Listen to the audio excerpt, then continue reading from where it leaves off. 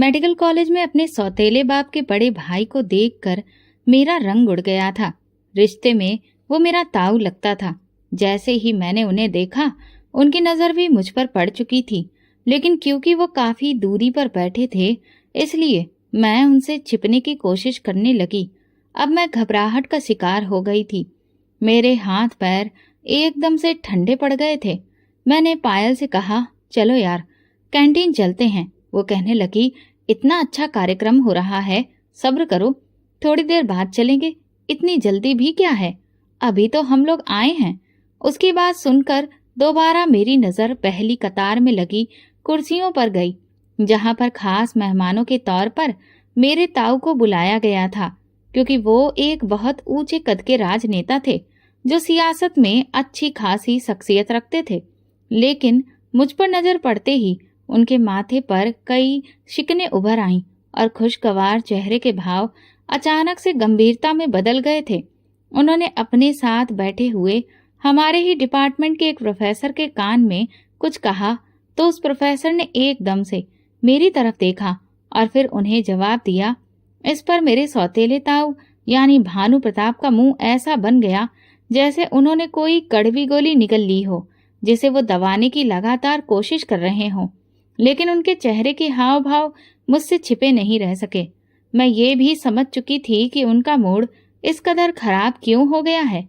मेरे लिए अब वहां एक सेकंड रुकना या बैठकर कार्यक्रम देखना बहुत मुश्किल हो गया था। मैंने पायल का हाथ दबाते हुए कहा, अगर तुम नहीं आना चाहती हो तो ठीक है, मैं जा रही हूँ। ये कहकर मैं वहां से फौरन उठी। पायल एकदम से परेशान होकर बोली, यार क्या दिक्कत है, अभी तो हम आकर बैठे हैं, इतनी मुश्किल से तो हमें सीट मिल पाई है, और फिर तुम्हें भी पता है कि यहाँ पर ये सारी चीजें फुल हो जानी हैं। फिर कैंटीन में जाकर हम करेंगे क्या, अभी तो भूख भी नहीं लगी है, थोड़ा सा रुककर कुछ देख लेते हैं, फिर चलते हैं ना। उसकी बात सुनने के बाद मैंने कोई जवाब नहीं दिया और बिना कुछ कहे वहां से उठकर जाने लगी। पायल एकदम से हड़बड़ा गई और मुझे आवाज देती हुई मेरे पीछे पीछे भागी, लेकिन मैं ऑडिटोरियम से बाहर निकल आई। वो अभी भी मुझे रुकने के लिए कह रही थी और बार बार मेरे पीछे आ रही थी। जब मैंने देखा कि उसकी आवाजें रुक नहीं रही थीं, तो मैं गुस्से से उसकी तरफ पलटी और होठों पर उंगली रखकर उसे खामोश रहने का इशारा किया। इसे देखकर वो चौंक पड़ी और फिर मेरे पास आकर कहने लगी, सब ठीक तो है, क्या हुआ है नंदिनी, तुम वहां से ऐसे क्यों उठकर आ गई। मैंने उससे धीरे से कहा, यहाँ से चलो, फिर मैं तुम्हें बताऊंगी। हमारे आसपास काफी सारे स्टूडेंट्स थे जो हमारे ही ग्रुप के थे। वे हमें अजीब नजरों से देखने लगे। मुझे उनसे भी ज्यादा भानु प्रताप की फिक्र थी कि कहीं वो आदमी बाहर ना आ जाए। अगर ऐसा हुआ तो फिर क्या होगा, ये सोचकर ही मेरा दिल बैठने लगा था। हम कैंटीन में दाखिल हुए तो रोजाना के मुकाबले वहां भीड़ काफी कम थी। हमने कोने पर रखी टेबल और चेयर खाली देखी तो भगवान का शुक्र अदा किया और फिर वहां जाकर बैठ गए। पायल ने बैठते ही मुझसे कहा, अब बताओ बात क्या है, आखिर ऐसा क्या हो गया कि तुम इतनी परेशान हो गई, क्या तुमने वहां कोई भूत देख लिया है। फिर वो अपनी ही बात कहकर जोर से हंस पड़ी। मैं परेशान होकर बोली, भूत से भी 2 कदम आगे की चीज देखकर बैठी हूं मैं, बस प्रार्थना करो कि सब ठीक हो। मेरी इस बात पर वो हैरान होकर बोली, अरे ऐसा क्या है, अब बता भी दो, क्यों सस्पेंस बढ़ा रही हो, भला ऐसा क्या देख लिया कि इतनी घबरा गई हो। मैंने उससे कहा, तुमने उस वाइट कोट और वाइट पैंट वाले आदमी को देखा था जिसकी बड़ी बड़ी काली मूछें थीं। वो बोली, हाँ देखा तो है, वो कोई बहुत बड़ा चौधरी लगता है, शक्ल सूरत तो बिल्कुल वैसी ही है जैसे कि हम लोग ड्रामा सीरियल्स में किसी ठाकुर या चौधरी को देखते हैं। एकदम कड़कदार ड्रेस, कलाई पर बंधी महंगी वॉच। मैंने कहा, लेकिन ये कैरेक्टर मेरी जिंदगी में भी शामिल है, घटिया और नीची सोच के साथ। मेरी इस बात पर पायल हैरान होकर बोली, क्या मतलब है तुम्हारा। मैंने कहा, मतलब ये है कि ये मेरे सौतेले बाप के बड़े भाई यानी मेरे ताऊ हैं। इतना सुनते ही पायल की आंखें फटी की फटी रह गईं। उसके होंठ सिकुड़ गए और वो बोली, क्या सच में, मजाक तो नहीं कर रही हो। मैंने कहा, तुम्हें क्या लगता है, क्या ये मजाक वाली बात है। मेरे गंभीर अंदाज को देखकर वो खुद भी संजीदा हो गई और बोली, सच कहूं तो मैं आज तक ऐसे लोगों को सिर्फ ड्रामा में ही देखा था, बहुत सख्त कानून कायदे वाले जो अपनी बेटियों की पढ़ाई और आज़ादी को बिल्कुल पसंद नहीं करते बल्कि शादी पर जोर देते हैं। मैंने कहा, कम से कम वो लोग अपनी बेटियों पर कानून थोपते हैं, लेकिन यहाँ ये आदमी मुझ पर कानून चलाता है। हमारे घर के फैसले भी ऐसे करता है जैसे वही भगवान हो और मैं कोई अनाथ। पायल बोली, तो तुम्हारे माँ बाप कुछ क्यों नहीं कहते? मैंने कहा, वो क्या बोलेंगे? एक तो मैं सौतेली औलाद, दूसरा जब रिश्तेदार इतना अमीर और पावरफुल हो तो उसके आगे झुककर रहना ही पड़ता है। पायल बोली, तो अब मुश्किल क्या है? मैंने कहा, मुश्किल ये है कि उन्होंने मुझे यहाँ देख लिया है। हमने उन्हें ये नहीं बताया था कि मैं मेडिकल कॉलेज में पढ़ती हूँ। पायल ने कहा, भला इसमें बुराई क्या है? ये तो बहुत इज्जतदार प्रोफेशन है। मैंने कहा, बात इज्जत की नहीं, बात इतनी है कि इस खानदान में लड़कियों को ज्यादा पढ़ाना लिखाना अच्छा नहीं समझा जाता। इस बात पर वो हैरान होकर मेरी तरफ देखने लगी। उस दिन मैं मेडिकल कॉलेज से जल्दी ही अपने घर आ गई थी, लेकिन जैसे ही गली में दाखिल हुई मैंने ब्लैक कलर की बड़ी सी गाड़ी देखी और मेरे रोंगटे खड़े हो गए। मेरा एक एक कदम मन बन भर भारी हो गया। जैसे तैसे भगवान का नाम लेकर मैं गेट के अंदर दाखिल हुई तो वही हुआ जिसका डर था। ड्राइंग रूम से भानु प्रताप की आवाज सुनकर मेरे शरीर में जैसे चींटियां रेंगने लगीं। मैं खामोशी से अपने कमरे की तरफ बढ़ रही थी कि तभी कमरे से निकलती माँ की नजर मुझ पर पड़ी। उनके चेहरे पर हद से ज्यादा तनाव था। वो तेजी से मेरी तरफ आई और बोली, तुम्हारे ताऊ अंदर आए हुए हैं, क्या जरूरत थी तुम्हें उनके सामने जाने की? मैंने कहा, मम्मी मैं सच कह रही हूँ, मैं जानबूझकर उनके सामने नहीं गई थी। आज कॉलेज में जो फंक्शन था उसमें उन्हें खास मेहमान के तौर पर बुलाया गया था। वो मेरे बिल्कुल सामने बैठे थे और तभी अचानक उन्होंने मुझे देख लिया। अगर मुझे पहले से पता होता कि वो अंदर हैं तो मैं वहां कभी नहीं जाती। माँ ने परेशानी से मेरी तरफ देखा कि तभी पिताजी की आवाज आई, अरे चाय लाने में इतना टाइम कब से लगने लगा? इस पर माँ एकदम से बोली, बस मैं अभी ला रही हूँ, और किचन की तरफ मुड़ गई। लेकिन जाते जाते उन्होंने मेरी तरफ देखा और कहा, तुम जाकर अपने ताऊ को नमस्ते करके आओ। उनके साथ में ताई भी आई हैं। माँ के किचन में जाते ही मैं तुरंत अपने कमरे में चली गई ताकि कपड़े बदल सकूं। लेकिन अचानक ही कमरे का दरवाजा खुला और मेरे सौतेले पिता की बहन का बेटा विक्रम बिना कोई दस्तक दिए मेरे कमरे में दाखिल हो गया। उसकी यूं अचानक अंदर आ जाने से मैं सहम सी गई। वो बिल्कुल मेरे सामने आकर खड़ा हो गया और फिर मुझे सिर से पांव तक देखते हुए बोला, अच्छा तो तुम कॉलेज में पढ़ती हो, बहुत बढ़िया। हमें तो पता ही नहीं था कि शहर में आकर तुम लोगों ने अपने पर निकालने शुरू कर दिए हैं। मैंने उससे कहा, तुम मुझसे किस लहजे में बात कर रहे हो? तो वो बड़े ही तंजिया अंदाज में मुस्कुराया और बोला, अच्छा तो अब पढ़ी लिखी लड़कियों की तरह तुम भी हमें अपने तेवर दिखाओगी? अब तुम्हें हमारी बातें भी बुरी लगने लगी हैं? अभी से ये हाल है तो फिर कल को तो तुम ये कहोगी कि हम लोग तुम्हें जहर लगते हैं। मैंने झट से उसके मुंह पर कह दिया, तो इसमें गलत क्या है? अगर तुमने भी 2-4 कक्षाएं पढ़ ली होती तो कम से कम इतना तो सीख ही लेते कि किसी के कमरे में कैसे दाखिल होते हैं। वो हंसते हुए अजीब से अंदाज में बोला, कमरे में आकर मैंने तुम्हारे साथ ऐसी कौन सी जबरदस्ती कर दी है जो तुम मुझे इतनी बातें सुना रही हो? उसकी ये हंसी मुझे बहुत चिढ़ा गई। मैंने गुस्से में कहा, क्या तुम्हारे दिमाग में इसके अलावा और कोई बात नहीं आती? इस पर विक्रम बोला, अगर मैं तुम्हें बताऊं कि मेरे दिमाग में क्या क्या आता है तो तुम्हें मिर्ची लग जाएगी। वो मेरी आंखों में आंखें डालकर बोला तो मुझे अजीब सी घबराहट महसूस हुई। मैंने कहा, तुम बाहर जाओ, मैं खुद ही आती हूँ। वो बोला, अच्छा अब तुम्हें मेरा तुम्हारे कमरे में आना भी बुरा लगने लगा है तो साफ साफ कहो ना कि हमारे घर मत आया करो। मैंने जवाब दिया, ऐसी कोई बात नहीं है, दरअसल सब लोग बाहर बैठे हैं और हम इस तरह कमरे के अंदर हैं। ये कोई अच्छी बात नहीं है और इसे ठीक नहीं समझा जाएगा। वो अपनी मूंछों को ताव देते हुए बोला, मैं तो बस ये देखने आया था कि कॉलेज जाने वाली लड़कियों के ऐसे कौन से पर निकल आते हैं कि वो खुद को बहुत बड़ी चीज समझने लगती हैं। इतना पढ़ने लिखने के बाद भी तुम्हारा काम तो चूल्हा चौका ही है। वैसे भी तुम कौन सी बहुत खूबसूरत हो, बस थोड़ा बहुत रंग साफ है, वरना तो इन मोटी मोटी किताबों से कुछ नहीं होने वाला। उसकी ये बात सुनकर मैं अंदर ही अंदर जलकर रह गई। मैं जानती थी कि मेरी रंगत थोड़ी सांवली थी और मैं कोई बेहद सुंदर नहीं थी कि कोई मुझ पर मर मिटे, लेकिन फिर भी विक्रम हमेशा मेरे आसपास मंडराता रहता था, जबकि रिश्तेदारी में कई सुंदर लड़कियां थीं जो उस पर मरती थीं और ये बात वो खुद भी जानता था। फिर भी उन सबको छोड़कर वो मेरे ही आसपास क्यों घूमता रहता था, ये मेरी समझ में नहीं आता था। अक्सर उसकी बातें मुझे बहुत गुस्सा दिला देती थी, इसलिए जब उसने मेरे रंग रूप पर कटाक्ष किया तो दिल में एक टीस सी उठी और मैंने तपाक से कहा, पढ़ने लिखने के बाद मैं चूल्हा चौका संभालूं या नौकरी करूं, इससे तुम्हें कोई मतलब नहीं होना चाहिए। मेरी बात सुनकर उसकी आंखों में अजीब सा गुस्सा भर आया और वो बोला, मुझे इसका मतलब है या नहीं ये तो तुम्हें बहुत जल्द पता चल जाएगा।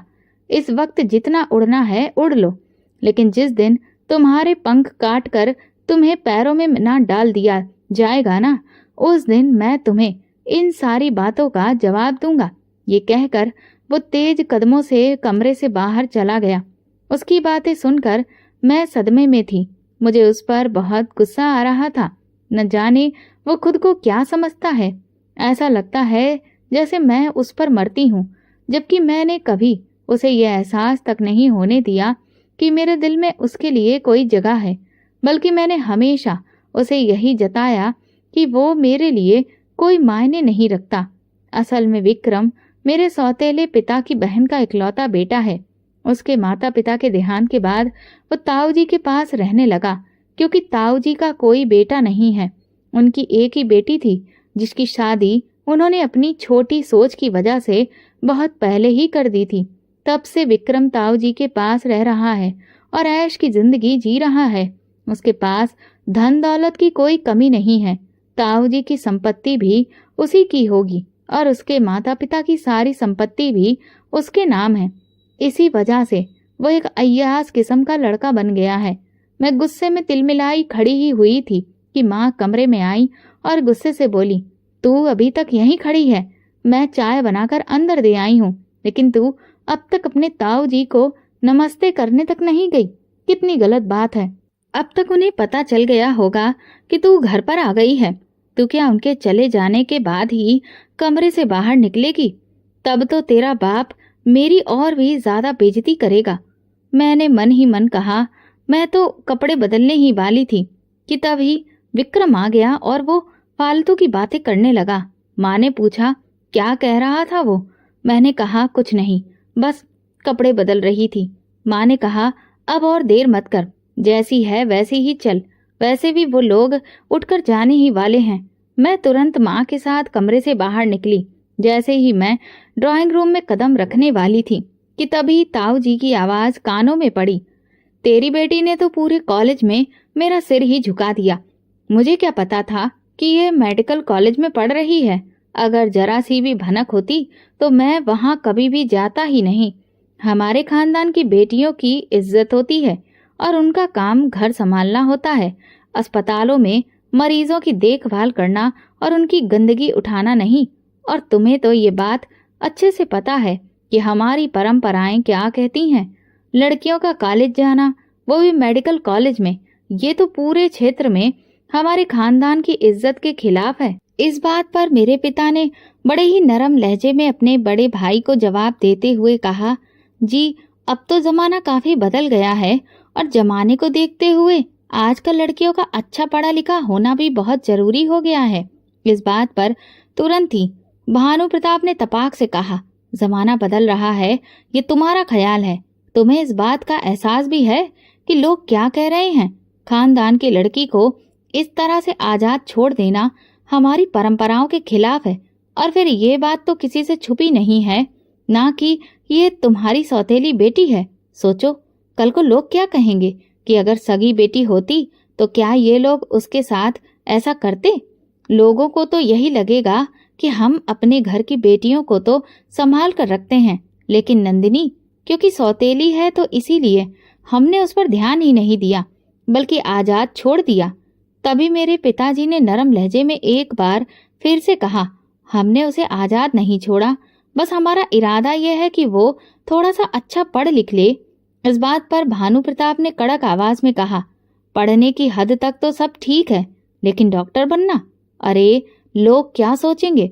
और वैसे भी पढ़ी लिखी लड़कियां तो बहुत ज्यादा बिगड़ जाती हैं। मैं तो अक्सर पढ़ी लिखी लड़कियों को ऐसे ही देखता हूँ। इससे पहले कि पिताजी कुछ और कहते, मैं तुरंत ही अंदर दाखिल हुई। मैंने देखा कि ड्राइंग रूम में ताऊ, ताई और विक्रम के साथ मेरे माँ बाप भी बैठे थे। वहां का माहौल हद से ज्यादा तनाव से भरा हुआ था। मैंने उन्हें नमस्ते किया तो ताऊ ने मुझे घूर कर देखा और बड़े ही घृणा भरे अंदाज में जवाब दिया, जबकि ताई ने तो मुझे देखते ही अपना मुंह फेर लिया। तुम्हें पता है उस कॉलेज में लड़के भी पढ़ते हैं? क्या तुम्हें और कोई कॉलेज नहीं मिला था जहां पर इसे एडमिशन दिलाया जाता? इस बात पर पिताजी ने एकदम से कहा, हम तो खुद यही चाहते थे कि इसका कॉलेज लड़कियों वाला हो, लेकिन इस तरह की जो पढ़ाई लिखाई होती है उसमें ऐसे ही कॉलेज मिलते हैं जिसमें लड़के और लड़कियां दोनों एक साथ होते हैं। और फिर भगवान की कृपा से कॉलेज की लिस्ट में इसका नाम आ गया था और वो कॉलेज हमारे घर के काफी पास भी था, तो इसीलिए इसका एडमिशन हमने वहीं पर करवा दिया। इससे पहले कि ताऊ और कोई जवाब देते, ताई ने एकदम से मुंह बनाते हुए कहा, आप भी ये सारी क्या बातें लेकर बैठ गए हैं? अब उठिए, चलिए देर हो रही है। तो वे लोग एकदम से खड़े हो गए। उनके जाते ही मुझे ऐसा लगा जैसे मेरी रुकी हुई सांसें अब अच्छे से चलने लगी हों। मेरी माँ तो अपना सर पकड़कर ही बैठ गई थी, जबकि पिताजी जब अंदर आए तो कहने लगे, बड़े भैया बड़े ही गुस्से से निकले हैं, ना जाने अब क्या होगा। इस बात पर मेरी माँ ने एकदम से तिल मिलाकर उनकी तरफ देखा और कहने लगी, ये तो होना ही था ना, आखिर हम लोग कब तक छुपाते? एक न एक दिन तो उन्हें पता चल ही जाना था। उन्होंने अपनी बेटी को तो कुछ खास पढ़ाया लिखाया नहीं, और ना ही वो विक्रम, उसे भी कोई खास डिग्री नहीं कराई है, और चाहते हैं कि पूरे खानदान के बच्चे भी इसी तरह से अनपढ़ रहें। ऐसे थोड़ी ना होता है। हमारी इकलौती बेटी है और वो इस लायक है कि अपने पैरों पर खड़ी हो सकती है। वो आगे पढ़ना चाहती है तो भला इसमें बुराई क्या है? माँ मेरी साइड लेते हुए बोली तो पिताजी एकदम से उनकी तरफ देखकर गुस्से से बोले, बोल भूलो मत, हम लोगों पर उनके कितने एहसान हैं। तुम लोग तो एहसान फरामोश हो। एक दिन पहले इसके आगे हाथ फैलाकर मदद की भीख मांगते हो और दूसरे दिन इंसान की भलाई को भूल जाते हो। याद है जब तुम्हारा ऑपरेशन का टाइम था तो बड़े भैया ने ही 1 लाख रुपए मेरी हथेली पर रखा था और माँ ने तुरंत कहा, वो लाख रुपया उन्होंने आपकी हथेली पर नहीं रखा था, बल्कि इसके पीछे उनके बहुत सारे मकसद हैं जो आप अभी नहीं जानते, लेकिन मुझे सब कुछ दिखाई दे रहा है। इस बात पर पिताजी एकदम से बिखर कर बोले, तुम औरतों की बस शक करने की आदत कभी नहीं जाएगी। तो यही होगा ना, मेरी पहली बीबी तुमसे लाख गुना अच्छी थी। मजाल है जो उसके मुंह से मेरे खानदान के लिए एक भी शब्द निकल जाए, लेकिन तुमने तो मेरे खानदान को बुरा भला कहने का मकसद ही ठान लिया है। लेकिन इतना सब होने के बाद भी तुम्हारे दिल के अरमान पूरे नहीं होते। इस बात पर माँ एकदम से रोने लग गई। आखिर कब तक आप मुझे दूसरी बीवी होने का ताना देते रहेंगे? आपको क्या लगता है कि क्या मैं आपकी दुश्मन हूँ? अरे आखिर आपके सामने की सच्चाई आपको नजर क्यों नहीं आती? आपके बड़े भाई आपको थोड़े बहुत पैसे देकर आपका मुंह बंद कर देते हैं, जबकि गांव वाली जमीनों पर आपका भी उतना ही अधिकार बनता है। लेकिन आपने कभी भी उनसे अपना अधिकार नहीं मांगा। उन जमीनों में से जो भी मुनाफा होता है वो सबका सब आपके भाई ही ले लेते हैं। आपने कभी भी उनसे हिसाब किताब नहीं मांगा। अगर सालों में वो कुछ पैसे आपकी हथेली पर रख भी देते हैं तो कौन सा एहसान करते हैं? वो सारे पैसे आपके हिस्से की जमीन से ही निकले होते हैं, लेकिन वो हमेशा ही आपको बेवकूफ बनाते हैं। इतना सुनकर पिताजी गुस्से से बाहर निकल गए। उनके पास जब भी कोई जवाब नहीं होता था तो वो ऐसे ही बाहर का रास्ता पकड़ लेते थे। उनके जाने के बाद माँ और भी तेज तेज रोने लगी। उन्हें यूं रोता देखकर मैं बहुत दुखी हो गई। मैंने माँ से कहा, आपको क्या जरूरत थी पिताजी के सामने इस तरह से बोलने की, जबकि आपको अच्छे से पता है कि वो अपने बड़े भाई के खिलाफ कोई भी बात सुनने को तैयार ही नहीं होते हैं। और फिर ये सब बातें करने का आखिर क्या फायदा है? घूम फिर कर पिताजी आपको दूसरी बीवी का ताना मारते ही हैं। मुझे तो डर लगता है कि कहीं वो मुझे भी सौतेली बेटी होने का ताना मारना शुरू न कर दें, क्योंकि इतने सालों में मैंने ये तो देखा है कि पिताजी मुझे बहुत प्यार करते हैं, लेकिन अपने भाई से ज्यादा तो नहीं। इस बात पर माँ अपने आंसू साफ करते हुए बोली, आखिर कब तक चुपचाप मैं ये सारे तमाशे देखती रहूं? तुम्हारे पिताजी को इतनी सी बात समझ में क्यों नहीं आती कि मैं उनकी दुश्मन नहीं हूँ। उनका बड़ा भाई उन्हें थोड़ा सा फायदा देकर कितना बड़ा नुकसान कर जाता है। अब सबसे बड़ा उदाहरण तो तुम यही देख लो ना कि पढ़ा हम लोग रहे हैं, तुम्हें सारा खर्चा हम लोग बर्दाश्त कर रहे हैं, एक भी पैसा आज तक उनसे नहीं लेते हैं, फिर भी उन्हें हमारे घर के हर मामले पर ऐतराज होता है। आखिर कब तुम्हारे पिताजी इस घर के मुखिया के तौर पर सारे मामलों को मैनेज करेंगे? मैं मानती हूँ कि वो उनके बड़े भाई हैं, लेकिन इसका मतलब ये तो नहीं है कि जिंदगी भर वो तुम्हारे पिताजी को ये सिखाते रहेंगे कि किस राह पर चलना है और किस राह पर नहीं। भला ऐसे कब तक चलेगा? मैं तो अब बहुत ज्यादा थक गई हूँ।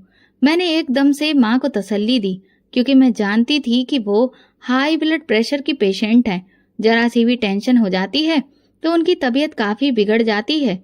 इसलिए मैं तुरंत ही उन्हें लेकर कमरे में आ गई और लेटने को कहा, और फिर कमरे की लाइट ऑफ करके मैं बाहर आ गई।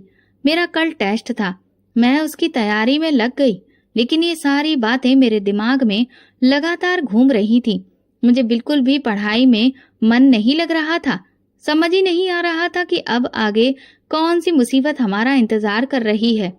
अगले दिन मैं मेडिकल कॉलेज से बाहर निकली ही थी कि मुझे ऐसा लगा जैसे कोई गाड़ी मेरे साथ साथ चल रही हो। मैं जैसे ही पीछे मुड़ी तो वो ब्लैक कलर की थार थी और अचानक से मेरे पास आकर रुक गई।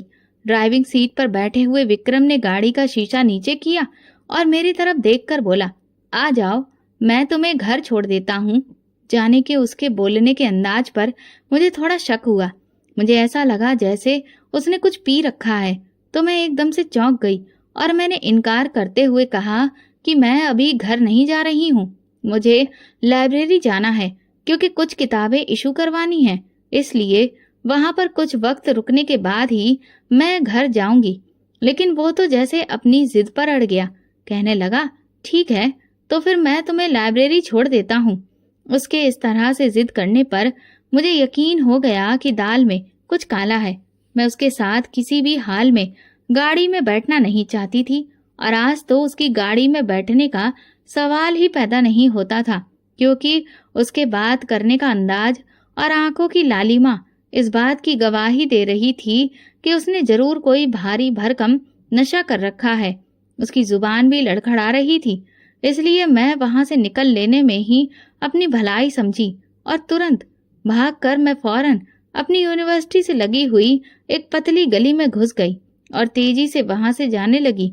गली के मोड़ पर मुड़ते ही मैंने पीछे देखा तो विक्रम की गाड़ी अभी भी वहीं पर खड़ी थी और वो मुझे तीखी नजरों से ऐसे देख रहा था जैसे कोई शिकार उसके हाथ से निकल गया हो। मुझे लाइब्रेरी तो जाना नहीं था, वो तो बस एक बहाना था। अब मैं इंतजार कर रही थी कि कुछ देर और गुजर जाए तो फिर मैं वापस बस स्टॉप की तरफ जाऊं। मैं बेबसी से अपने होंठ काटते हुए सोचने लगी कि अगर इस तरह से रोज रोज होगा तब फिर मैं क्या करूंगी। ऐसे तो मेरा तमाशा ही बनता चला जाएगा। घर पहुंचकर मैंने माँ से जब इस बारे में बात की तो वो भी बहुत परेशान हो गई। वो कहने लगी, उसका भला काम ही क्या था तुम्हारे कॉलेज जाने का? पता नहीं, लेकिन अब पिताजी से बात करो कि वो उसे समझाएं कि वो इस तरह से मुंह उठाकर तुम्हारे कॉलेज ना आए। इस बात पर माँ को बहुत तेज गुस्सा आ गया और वो कहने लगी, तुम्हारे पापा को समझाना कोई आसान बात है क्या? मैं तो वैसे भी उनके भाई या विक्रम के बारे में कोई बात कर दूं तो उन्हें बहुत चिढ़ मच जाती है, इसलिए तुम खुद ही अपने पापा से इस बारे में बात करो। मैंने कहा, माँ वो मेरी नहीं सुनेंगे, आप तो जानती ही हैं। मैं परेशान होकर माँ से कहा तो वो बड़ी ही गमगीन आवाज में बोली, काश तुम्हारे पापा को इस बात का एहसास हो जाए कि अपने परिवार वालों को अपने दिल के पास रखने के साथ साथ अपनी पत्नी और बेटी को भी तो इज्जत देनी चाहिए, उनकी बातें भी तो समझनी चाहिए ना। अगर वो हमें भी दिल से अपना समझते तो फिर सारे दुख ही खत्म हो जाते। मैंने माँ से कहा, आप परेशान ना हो, इस बात का कोई ना कोई हल तो निकल आएगा। मैं आज के बाद कॉलेज जाते वक्त अपना चेहरा दुपट्टे से अच्छी तरह से ढक लिया करूंगी और जब कॉलेज से बाहर निकलूंगी तो पहले ही आसपास का माहौल देख लूंगी। ये सुनकर माँ कुछ निश्चिंत हो गई।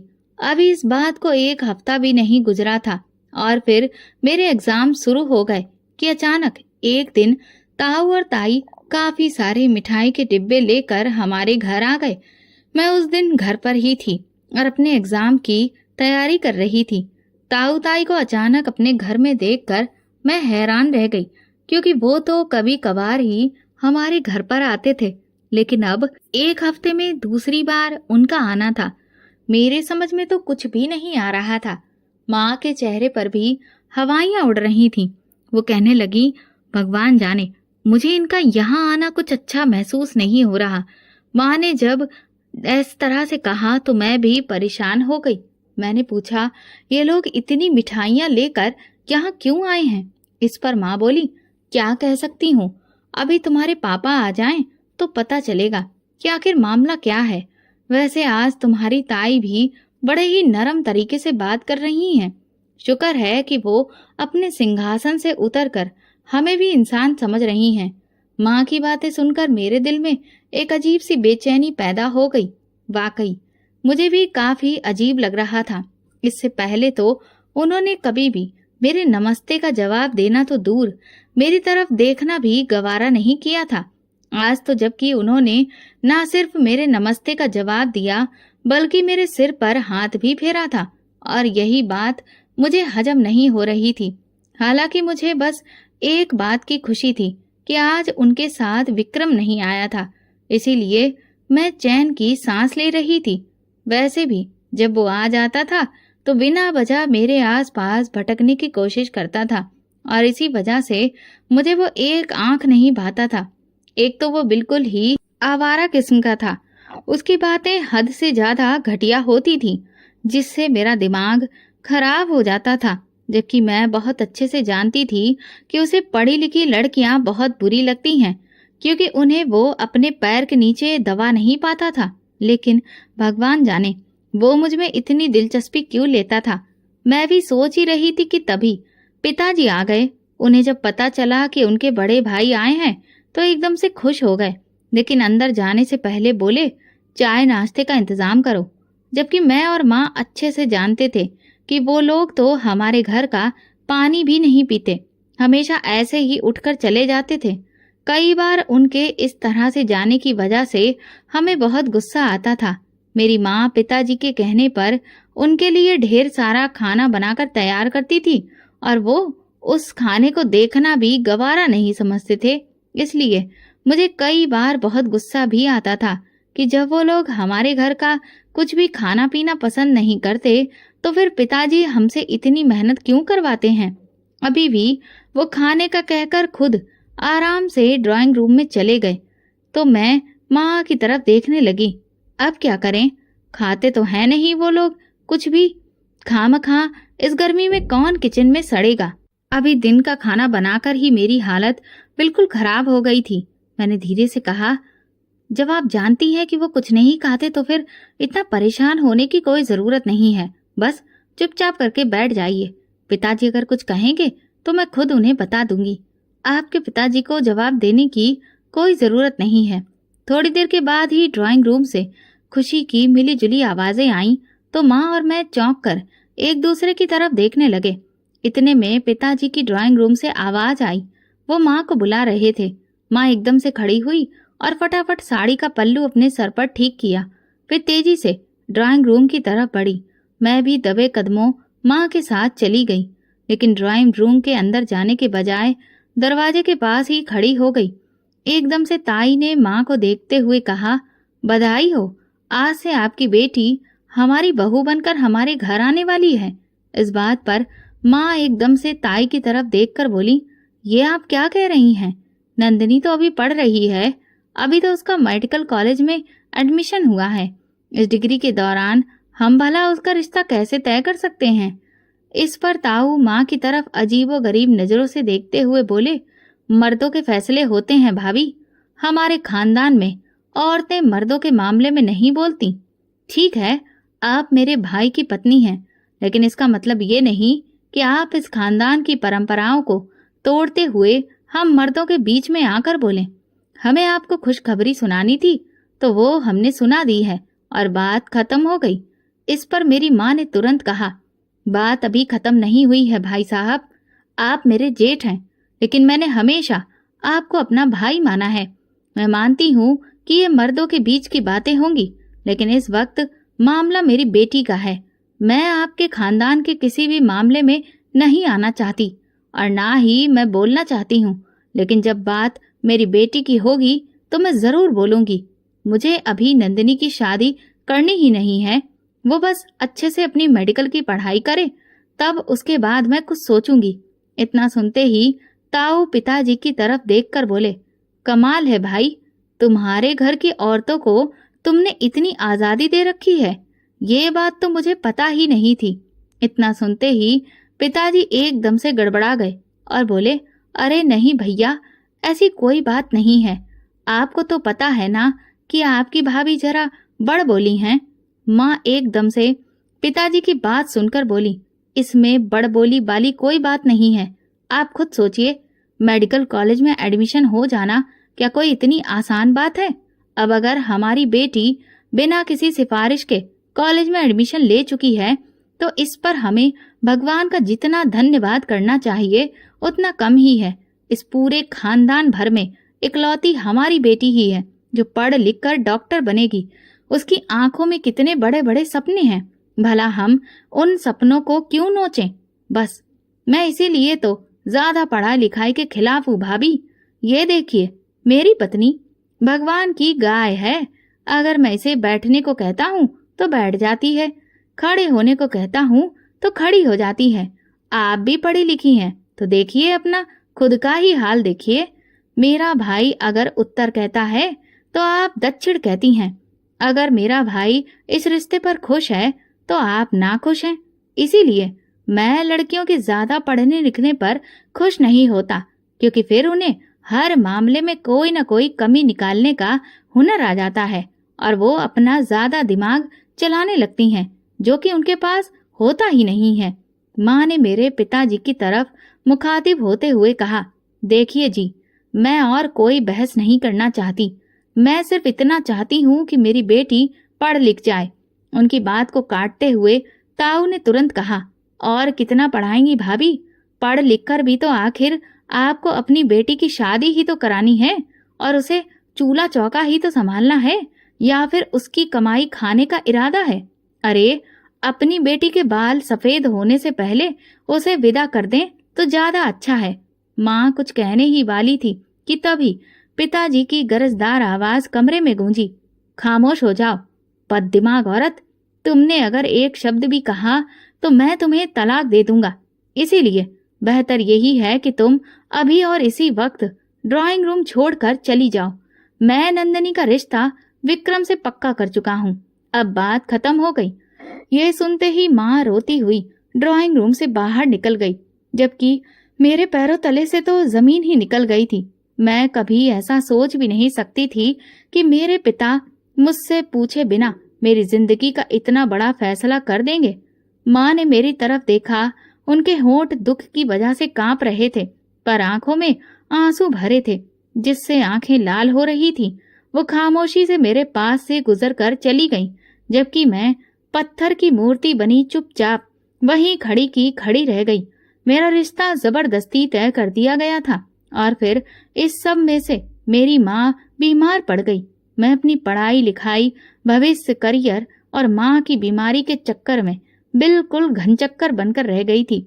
मुझे कुछ भी समझ में नहीं आ रहा था कि करूं तो क्या करूं। पिताजी को भी समझाना बिल्कुल ही बेकार हो चुका था, क्योंकि उन्होंने तो हमेशा ही हमसे ज्यादा अपने बड़े भाई और अपनी बहन के बेटे को ही अहमियत दी थी। कहीं न कहीं शायद इसकी वजह ये थी कि मैं उनकी सौतेली औलाद थी और मेरी माँ उनकी दूसरी पत्नी। मैं अब और बहस करना ठीक नहीं समझती थी, क्योंकि मैं बहुत अच्छे से जानती थी कि घर में और ज्यादा कलह पैदा होने से बेहतर ये है कि मैं अपना ही मुंह बंद कर लूं, कम से कम तब जब तक माँ की तबीयत ठीक नहीं हो जाती। लेकिन मुझे ये एहसास नहीं था कि मेरी माँ एक रात चुपचाप ऐसी सोएगी कि फिर वो कभी उठेगी ही नहीं। तलाक की धमकियां तो पिताजी उन्हें अक्सर पहले भी देते रहते थे, लेकिन कभी भी इस तरह से सबके सामने बैठकर पिताजी ने उन्हें ऐसी बात नहीं कही थी। इस बार मेरी माँ दोहरी परेशानी बर्दाश्त नहीं कर सकी और उन्हें फिर ऐसा हार्ट अटैक हुआ जो उनके लिए जानलेवा साबित हुआ और ऐन मौके पर ही उनकी मृत्यु हो गई। माँ के जाने के बाद हमारा घर पूरी तरह से बिखर गया था और मेरी आखिरी उम्मीद भी टूट गई थी। एक मेरी माँ ही तो थी जो मेरा सहारा थी, जो मुझे समझती थी। लेकिन फिर भी मैंने जैसे तैसे खुद को संभाला और अपने आप को समझाया कि मुझे अपनी माँ का सपना पूरा करना है हर हाल में, और इसीलिए खुद को समेटकर मैं दोबारा से कॉलेज जाने की तैयारी शुरू ही कर रही थी कि तभी पिताजी मेरे पास आए और दो टूक शब्दों में मुझसे कहने लगे, अगर तुम्हें अपनी मेडिकल की पढ़ाई पूरी करनी है तो फिर तुम्हें एक शर्त पर ही इस बात की इजाजत मिलेगी।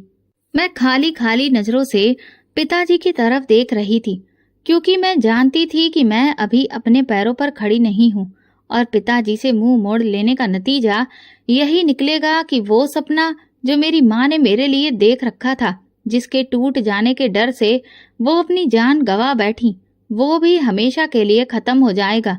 वैसे भी पिताजी को करनी तो अपने मन की ही थी, इसीलिए मैं दिल ही दिल में भगवान से मदद मांगने लगी कि पिताजी कोई ऐसी बात मेरे सामने लेकर ना आ जाएं जो मेरी बर्दाश्त की हद से ज्यादा हो। पिताजी मुझे सोच में डूबा हुआ देखकर धीरे से बोले, अगर मेरी एक शर्त मान लो तो फिर तुम्हारा ही फायदा है। मैंने धीरे से कहा, आप क्या कहना चाहते हैं? तो वो बोले, पहले मुझे ये बताओ, क्या तुम अभी भी मेडिकल की पढ़ाई करना चाहती हो? डॉक्टर बनना चाहती हो या नहीं? मैं एकदम से बोली, क्यों नहीं पिताजी, ये तो मेरा सपना है और सबसे बढ़कर ये मेरी माँ की इच्छा थी और मैं अपने जीते जी इस इच्छा को खत्म होते नहीं देख सकती। इस पर पिताजी बोले, तो ठीक है, फिर मेरी शर्त ये है कि तुम अपनी डिग्री पूरी करने के बाद विक्रम से शादी करोगी। बताओ, तुम्हें मेरी ये शर्त मंजूर है? अगर हाँ तो तुम आज से ही कॉलेज जा सकती हो, लेकिन अगर तुम्हें ये शर्त मंजूर नहीं है तो याद रखो, मैं तुम्हें कॉलेज जाने की इजाजत कभी नहीं दूंगा और ना ही तुम्हें सपोर्ट करूंगा। मुझे नहीं पता था कि मेरे वही पिता जिनके प्यार में मैंने अब तक कभी भेदभाव नहीं देखा था, माँ के जाने के बाद इस कदर सख्त दिल हो जाएंगे। उन्हें तो इस बात का एहसास भी नहीं था कि वो अपने बड़े भाई की खुशी की खातिर अपनी पढ़ी लिखी बेटी को एक अनपढ़ के साथ ब्याह रहे हैं। उन्हें अपने भाई की खुशी तो दिख रही थी, लेकिन मेरी खुशी की कोई अहमियत नहीं थी। ये तो एक सौदा था, लेकिन इसमें नुकसान सिर्फ मुझे था। लेकिन मेरे पास और कोई रास्ता नहीं था, इसलिए मैंने हाँ कर दी और पिताजी से कह दिया कि जैसा वो चाहते हैं मैं ठीक वैसा ही करूंगी, लेकिन जब तक मेरी डिग्री पूरी नहीं होती तब तक मेरी शादी नहीं होगी। पिताजी ने कहा, ठीक है, मुझे मंजूर है, और इस तरह से मुझे कॉलेज जाने की इजाज़त मिल गई। जब मेरी डिग्री मेरे हाथ में आई और मैंने प्रैक्टिस शुरू करने की सोची, तभी विक्रम के घर से खबर आई कि अब बहुत इंतज़ार हो गया, अगले हफ्ते ही शादी होगी। पिताजी ने हाँ कर दी। जब मुझे ये खबर मिली तो मैं बहुत रोई, क्योंकि ये कैसे लड़के के साथ मेरी तकदीर जोड़ी जा रही थी जो कि बिल्कुल जाहिल और बिगड़ैल था, और सबसे बढ़कर मैं उसे बिल्कुल पसंद नहीं करती थी। मेरे दिल में उसके लिए कोई भी जज्बात नहीं थे। भगवान जाने पिताजी को उसमें क्या नजर आता था कि उन्होंने मेरी खुशियों की परवाह भी नहीं की और मुझे उसके साथ बांध दिया। मैं जो अब तक शहर में पली बड़ी थी, अब गांव की इस हवेली की चार दीवारी के भीतर एक कैदी की तरह जिंदगी बिता रही थी। शादी के बाद मुझे पता चला कि इस शादी में ना तो ताऊ जी की कोई दखल अंदाजी थी और ना ताई जी की इच्छा, बल्कि ये शादी सिर्फ विक्रम की जिद पर हुई थी। शादी की पहली रात उसने मुझे बताया कि उसे मुझसे कोई मोहब्बत नहीं है। उसने ये शादी सिर्फ मेरा घमंड तोड़ने के लिए की थी, क्योंकि उसे लगता था कि मैं उसे इग्नोर करती हूँ और शायद मैं अपने कॉलेज में किसी और को पसंद करती हूँ। तो इसीलिए उसे ये बात हजम नहीं हो रही थी कि उसके इतने हैंडसम होने के बावजूद मैं उसे नजरअंदाज कर रही हूँ। इसलिए उसने मेरे माँ बाप पर दबाव डलवाया और मुझसे शादी कर ली। फिर उसने मुझे ये साफ भी कह दिया कि तुम चाहे जितना मर्जी डॉक्टर बन जाओ, यहाँ तुम्हारी हैसियत वही होगी जो हम तय करेंगे। असलियत ये थी कि उसकी नज़र में मेरी हैसियत एक नौकरानी से भी कम थी। मैंने कभी नहीं सोचा था कि मेरी जिंदगी कांटों भरी राह पर चलेगी। मेरी किस्मत अब ये थी कि जिससे मेरी शादी हुई वो मुझे शादी के बाद भूल गया। वो महीनों गायब रहता और ज्यादातर अपना समय शहर में बिताता। मैं जानती थी कि वो वहाँ क्यों रहता है। मैंने सुना था कि शहर वाले घर में उसने किसी शहरी लड़की से रिश्ता बना रखा है। जब मैंने इस बात पर विरोध किया तो मेरी ताई ने मुझसे कहा, तुम कौन सी शकल सूरत वाली हो जो वो तुमसे रिश्ता बनाए रखे? तुम्हारी औकात हवेली की नौकरानी जितनी भी नहीं है। शुक्र मनाओ कि तुम्हें यहाँ पर रखा हुआ है। और वैसे भी आदमी चाहे जितनी औरतें रख ले, ये तो उसकी शान होती है। तुम्हारी औकात ही क्या है जो तुम उस पर पाबंदी लगाओ। विक्रम को घर के सारे लोगों का पूरा समर्थन था। वो बाहर चाहे जो करता, किसी को कोई फर्क नहीं पड़ता। मैंने कई बार पिताजी से बात करने की कोशिश की, लेकिन मुझे इस बात का एहसास हो गया कि वो अब मुझसे बात नहीं करना चाहते। मुझे तो फोन तक करने की इजाजत नहीं थी, लेकिन पिताजी तो कर सकते थे, मिल सकते थे, पर वो कभी नहीं आए। मुझे यकीन नहीं हो रहा था कि वो इतने सख्त दिल कैसे हो सकते हैं। और फिर एक दिन एक उड़ती सी खबर मिली कि मेरे सौतेले पिता ने एक और शादी कर ली है और अब वो अपनी जिंदगी में खुश हैं। उसी दिन मैं अपनी माँ के लिए बहुत रोई, जिन्होंने सारी जिंदगी पिताजी के इशारों पर गुजार दी और एक दिन भी सुकून का नहीं देखा था। अब वही पिताजी अपनी तीसरी पत्नी के साथ घर में चैन से रह रहे थे। एक दिन मैंने हिम्मत करके अपनी प्रैक्टिस शुरू करने की इच्छा जताई। मैं डॉक्टर बन चुकी थी, बस प्रैक्टिस शुरू करना बाकी था। लेकिन मेरे ताऊ ताई ने साफ मना कर दिया। उन्होंने कहा, अगर तुम्हारा पति इजाजत दे तब तुम ये काम कर सकती हो। अगर उसने मना कर दिया तो प्रैक्टिस का ख्वाब भूल जाओ। उनकी बात सुनकर मैं हैरान रह गई। मैं किससे इजाजत लेती जो महीनों घर ही नहीं आता था, मेरा फोन तक नहीं उठाता था? उससे मैं कैसे बात करती? जब मैंने कहा कि मैं विक्रम के शहर वाले घर में जाना चाहती हूँ तो मुझे इसकी भी इजाजत नहीं मिली। मेरी ताई ने कहा, तुम हवेली से बाहर कदम भी नहीं निकाल सकती। अब तो यहाँ से तुम्हारी अर्थी ही उठेगी। उसी दिन मुझे यकीन हो गया कि मैं यहाँ बहू बनकर नहीं, एक कैदी बनकर लाई गई हूँ, जिसे अपनी मर्जी से सांस लेने तक की भी इजाजत नहीं है। अब मैं एक एक दिन विक्रम का इंतजार कर रही थी ताकि उससे बात कर सकूं, जबकि मैं अच्छे से जानती थी कि वो इतना घटिया इंसान है कि मेरी बात कभी नहीं मानेगा। फिर भी दिल में उम्मीद थी, क्योंकि वो जो कुछ भी कर रहा था मैंने अब तक उसकी कोई शिकायत नहीं की थी। इसलिए मुझे लगा कि शायद वो मुझ पर रहम खा ले। एक दिन वो हवेली आया तो मैंने उसके मूड को देखते हुए उससे इजाजत मांगी। मैंने बड़ी मुश्किल से कहा कि मेरी मेडिकल की डिग्री मेरे हाथ लग चुकी है और अब मैं प्रैक्टिस करना चाहती हूँ। मेरी बात सुनकर वो जोर से ठहाका मारकर हंसा और बोला, तुम्हें लगता है कि मैं तुम्हारी बात मानकर तुम्हें इजाजत दे दूंगा और फिर तुम शहर आ जाओगी? तो ये तुम्हारी जिंदगी की सबसे बड़ी भूल है। अब तुम्हें इस हवेली के अंदर ही रहना है। भूल जाओ कि तुमने कोई डॉक्टरी की डिग्री हासिल की है और ना ही तुम्हें प्रैक्टिस की इजाजत है। ना ही शहर आने की। उसकी बात सुनकर मैं रोने लगी। मैंने कहा, तुम लोगों ने मेरे साथ धोखा किया है। शादी के वक्त तुमने और तुम्हारे परिवार ने वादा किया था कि मुझे नौकरी करने से नहीं रोकोगे।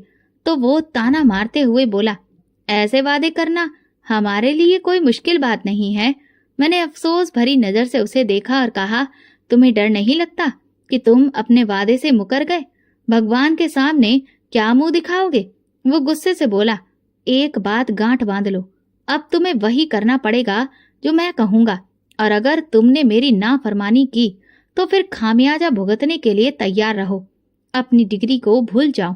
अब तुम्हें बिल्कुल वैसी ही जिंदगी गुजारनी है जैसी मैं कहूं। इसके अलावा तुम्हारे पास कोई विकल्प नहीं है। अब चाहे रोकर गुजारो या हंसकर, तुम्हारी मर्जी। ये कहकर वो कमरे से बाहर चला गया। लेकिन मुझे ऐसा लगा जैसे मेरे सिर पर आसमान टूट पड़ा हो। मैं भगवान के आगे रोते हुए गिर पड़ी। यह मेरी जिंदगी का मकसद तो नहीं था।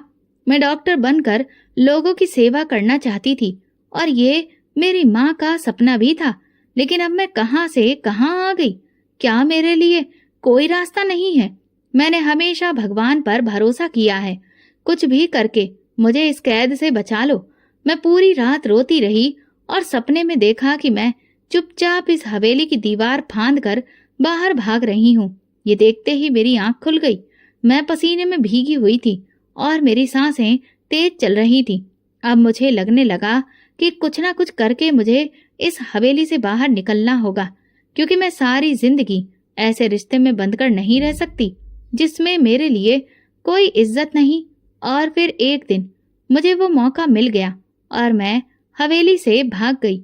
लेकिन अब मुझे नहीं पता था कि मैं कहाँ जाऊं। पिताजी के घर नहीं जा सकती थी, क्योंकि उन्होंने तो जीते जी ही मेरे सारे रिश्ते खत्म कर दिए थे। मुझे पता था कि अगर मैं वहां जाऊंगी तो वो इन लोगों को मेरी जानकारी दे देंगे और फिर मुझे ऐसे कैद खाने में डाल दिया जाएगा जहां से मैं कभी नहीं निकल पाऊंगी। मैं छुपते छुपाते गांव से बाहर निकली, लेकिन कैसे भी उन लोगों को खबर लग गई। कभी मुझे अपने पीछे भागते हुए कदमों की आवाज सुनाई देती। ये देखकर मैं बहुत डर गई। मुझे लगने लगा कि वे लोग मुझे ढूंढ लेंगे। मैं तुरंत दौड़ती हुई हाईवे पर आ गई, लेकिन वहां मुझे कोई गाड़ी दिखाई नहीं दी। मेरे पास इतना वक्त नहीं था कि मैं सड़क के किनारे खड़ी होकर किसी गाड़ी का इंतजार करूं, क्योंकि उनके कदमों की आवाज मेरी तरफ बढ़ती जा रही थी। तभी मैं सड़क पर दौड़ने लगी और अचानक मुझे एक झोपड़ी दिखाई दी। उस झोपड़ी से किसी के रोने की आवाज आ रही थी। जब मैं अंदर पहुंची तो वहां एक भिखारी रो रो कर भगवान से प्रार्थना कर रहा था। मैं झोपड़ी के कोने में छिपकर बैठ गई। तभी उसकी नजर मुझ पर पड़ी, लेकिन वो कुछ नहीं बोला और फिर हाथ जोड़कर प्रार्थना करने लगा। उसकी आवाज झोपड़ी में गूंजी, तुम भी हालात की मारी लगती हो। एक बार दिल से भगवान से जो मांगना चाहो मांग लो, वो तुम्हारी दुआ जरूर कबूल करेगा। मैंने भी ऐसा ही किया। तभी मेरे पैरों तले जमीन खिसक गई। मेरा पीछा करते कदमों की आवाज झोपड़ी के पास आ गई थी। वे हवेली के नौकर थे, क्योंकि मैं उनमें से कुछ की आवाज पहचानती थी। उनमें से एक ने कहा, इस झोपड़ी के अंदर जाकर देखो। ये सुनते ही मैं कांपने लगी। अगर उनमें से कोई भी झोपड़ी के अंदर आ गया तो फिर मुझे देख लेगा। ये झोपड़ी इतनी बड़ी नहीं थी और ना इसमें कोई खास छिपने की जगह थी। मैंने आंखें बंद करके भगवान का नाम लेना शुरू कर दिया कि कोई भी झोपड़ी में ना आए और मैं सही सलामत शहर पहुंच जाऊं। थोड़ी देर बाद मुझे लगा कि झोपड़ी के बाहर अब कोई आवाज नहीं आ रही, जैसे वहां कोई मौजूद ही ना हो। तभी मुझे झोपड़ी के बाहर किसी गाड़ी के रुकने की आवाज आई। भिखारी ने अचानक अपनी आंखें खोली और मेरी तरफ देखकर कहा, बेटी, भगवान ने तुम्हारे लिए नया रास्ता खोल दिया है, फौरन निकल जाओ। जब मैं बाहर गई तो देखा कि एक पति पत्नी सफर कर रहे थे और उनकी गाड़ी किसी वजह से खराब हो गई थी। वो बिल्कुल झोपड़ी के सामने आकर रुकी थी। मैं भागकर उनके पास गई और उनसे कहा, मुझे जान का खतरा है, कृपया मेरी मदद करें, मुझे अपने साथ ले चलिए। गाड़ी में मौजूद औरत ने तुरंत मेरे लिए दरवाजा खोला और मुझे अपने साथ बैठा लिया। उन्होंने मुझे सीट के नीचे छिपा दिया। थोड़ी देर बाद गाड़ी ठीक हो गई और वे लोग सफर पर निकल गए। फिर मुझे पता चला कि वो पति पत्नी डॉक्टर हैं। जब मैंने उन्हें अपनी जिंदगी की कहानी सुनाई तो वे दोनों बहुत अफसोस करने लगे। फिर वे मुझे अपने घर ले गए। उनके कोई औलाद नहीं थी। वे दोनों एक बहुत बड़ी कोठी में अकेले रहते थे और अपने हॉस्पिटल में काम करते थे। उन्होंने मुझे ऑफर दिया कि मैं भी उनके अस्पताल में काम करूं, इसलिए मैंने उनके अस्पताल में प्रैक्टिस शुरू कर दी। कुछ महीनों के बाद मेरी प्रैक्टिस पूरी हुई और अब मैं लीगली डॉक्टर के पद पर काम करने लगी। एक दिन अचानक अस्पताल में काफी सारे लोगों का शोर सुनाई दिया। एक नर्स मेरे पास भागती हुई आई और बोली, मैडम इमरजेंसी है, आप तुरंत चलिए। मैं जैसे ही इमरजेंसी वार्ड में गई तो सामने का नजारा देखकर मेरे होश उड़ गए, क्योंकि वहां मेरे सौतेले पिता और ताई खड़े हुए थे। वे लोग बहुत बुरी तरह से रो रहे थे। उनकी हालत खराब थी। तभी मेरी नजर स्ट्रेचर पर पड़ी और मैं एक बार फिर हैरान रह गई, क्योंकि वहां ताऊजी लेटे हुए थे। मुझे पता चला कि उन्हें हार्ट अटैक आया है। जितना हैरान मैं उन्हें देखकर हुई थी, उतने ही हैरान वे लोग भी मुझे देखकर हो गए। मैंने तुरंत उन्हें बाहर निकाला और ताऊजी का इलाज शुरू किया।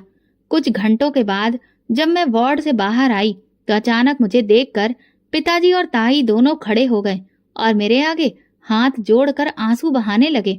मैंने उनसे बस इतना कहा, फिक्र मत करिए, अब वो खतरे से बाहर हैं। इतना कहकर मैं वहां से चली गई। सच कहूं तो उस वक्त ऐसा लग रहा था कि जैसे मेरा दिल बिल्कुल खाली हो चुका है। ना ही उनके लिए कोई नफरत थी और ना ही कोई लगाव। जब उन्होंने मुझे अपने सामने खड़े देखा और उन्हें ये पता चला कि ताऊजी की जान मैंने ही बचाई है, तो अचानक उनके चेहरे के भाव बदल गए। कुछ दिनों तक वे लगातार अस्पताल में ही रहे थे और मेरा उनसे कई बार सामना हुआ, लेकिन मैंने कभी भी उनसे आगे बढ़कर बात करने की कोशिश नहीं की। मैं केवल अपने प्रोफेशन तक ही सीमित रही और अपना काम पूरी ईमानदारी से करती रही। जिस दिन ताऊजी पूरी तरह से ठीक होकर अस्पताल से डिस्चार्ज होने वाले थे तो उन्होंने अचानक मुझे मेरे नाम से पुकारा और मेरे सामने हाथ जोड़कर मुझसे माफी मांगने लगे। कहने लगे, नंदिनी, तुमने मुझे और मेरी सोच दोनों को गलत साबित कर दिया बेटी। सच में हम सब के सब तुम्हारे गुनहगार हैं। मैंने तुम्हारी पढ़ाई लिखाई की हमेशा तुम्हें तुच्छ समझा, लेकिन आज उसी पढ़ाई की वजह से मेरी जान बच पाई है। मैं तुम्हारा जिंदगी भर एहसानमंद रहूंगा। तुमने जो सिखाया है वो मैं कभी नहीं भूल सकता। मेरे पिताजी और ताई भी हाथ जोड़कर मुझसे माफी मांगने लगे। कहने लगे, हमने तुम्हारे साथ बहुत गलत किया। पिताजी तो रो रो कर बेहाल हो गए। वे कहने लगे, मैं न सिर्फ तुम्हारा बल्कि तुम्हारी माँ का भी अपराधी हूँ। मैंने पिताजी से कहा, आपने जो कुछ भी किया अब उसे सुधारा नहीं जा सकता, लेकिन हाँ, मैं इतना कहूंगी कि मैं आप सबको माफ कर चुकी हूँ, क्योंकि नाराजगी तो अपनों से होती है, गैरों से नहीं। और अब मेरा आप में से किसी से भी कोई रिश्ता नहीं है। मैं जैसे ही वहां से मुड़कर जाने लगी तभी अचानक पिताजी ने मुझसे कहा, बेटी, मैं तुम्हें एक बात और बताना चाहता हूँ। विक्रम का एक रोड एक्सीडेंट में देहांत हो चुका है, इसलिए अब तुम पूरी तरह से आजाद हो। ये सुनकर सच कहूँ तो मैंने एक अजीब सा हल्कापन महसूस किया। ऐसा लगा जैसे मेरे सिर से कोई बहुत भारी बोझ उतर गया हो। वे लोग एक बार फिर माफी मांगने लगे, लेकिन मैं बिना कुछ कहे अपने कैबिन में लौट आई। विक्रम के मरने की मुझे ना खुशी थी ना अफसोस, बस मैं खुद को सिर्फ आजाद महसूस कर रही थी। मैंने जो अपनी जिंदगी की दूसरी शुरुआत की थी उसमें उन डॉक्टर पति पत्नी का बहुत बड़ा हाथ था, जो ना सिर्फ मुझे अपनी बेटी कहते थे बल्कि सच में बेटी समझते भी थे।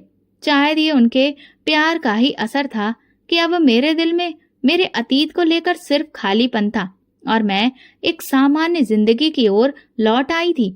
आज मुझे इस बात का सुकून भी था कि जिन लोगों ने मुझे और मेरी माँ को इतना सताया था, जो हमें हर कदम पर गलत साबित करते थे, आज वे खुद अपनी ही नजरों में गिर चुके थे और उन्हें अपनी गलती का एहसास हो चुका था।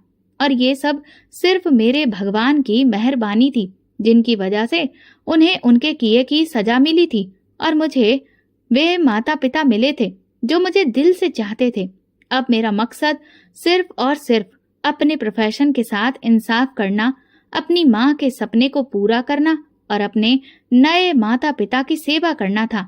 दोस्तों, अगर आपको हमारी कहानी पसंद आई हो तो प्लीज कमेंट करके जरूर बताइए और इस वीडियो को ज्यादा से ज्यादा लाइक और शेयर करके मेरे चैनल को सपोर्ट करिए। अगर आप चैनल पर नए हैं तो सब्सक्राइब जरूर करें और नोटिफिकेशन बेल दबाएं ताकि अगली अपडेट सबसे पहले आपको मिले। धन्यवाद।